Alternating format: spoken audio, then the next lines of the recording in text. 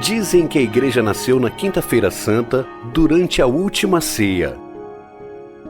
Naquele momento, Jesus instituiu também o sacerdócio, dando aos apóstolos o poder de consagrar a Eucaristia em sua memória, tornando-os sacerdotes da nova aliança.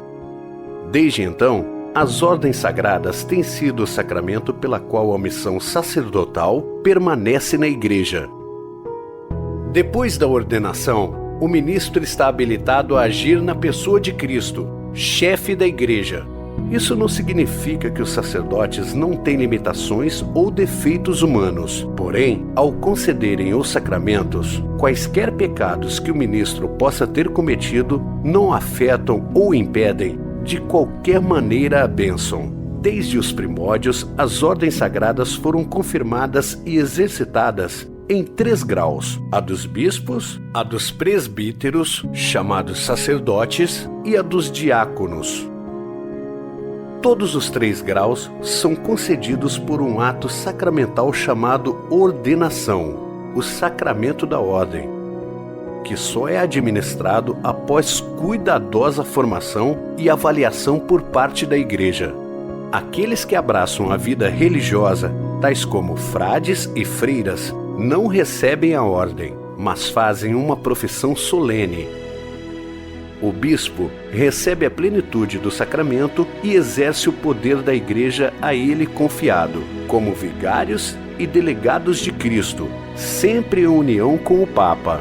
Já os sacerdotes estão unidos com o bispo em dignidade sacerdotal e dependem dele no exercício de suas funções. O bispo destina aos padres uma paróquia ou uma função eclesial de nível diocesano. Por outro lado, o diaconato é uma ordem de serviço. Os diáconos auxiliam o bispo e os presbíteros nas celebrações litúrgicas. Podem distribuir a Eucaristia, abençoam casamentos, proclamam o Evangelho e pregam. Eles também se dedicam à caridade. A celebração do sacramento da ordem tem a mesma estrutura nos 3 tipos de ordenação e é sempre presidida por um bispo. A consagração de um novo bispo requer a participação de vários bispos e a autorização do Papa. A imposição das mãos e a oração de consagração constituem o coração do sacramento. Após a consagração, bispos e sacerdotes são ungidos com o crisma. O bispo recebe o livro dos evangelhos, o anel, a mitra e o báculo pastoral, como sinais de sua missão. Já o padre recebe a patena e o cálice, que são os elementos principais da liturgia para a qual ele foi designado. O diácono recebe o livro dos evangelhos.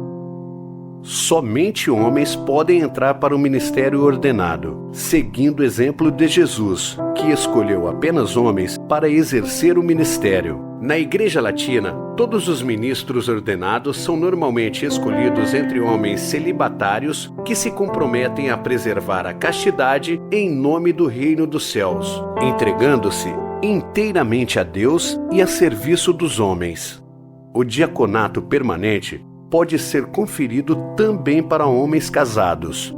O sacramento da ordem não pode ser repetido nem é conferido por um tempo limitado. Tampouco pode ser cancelado.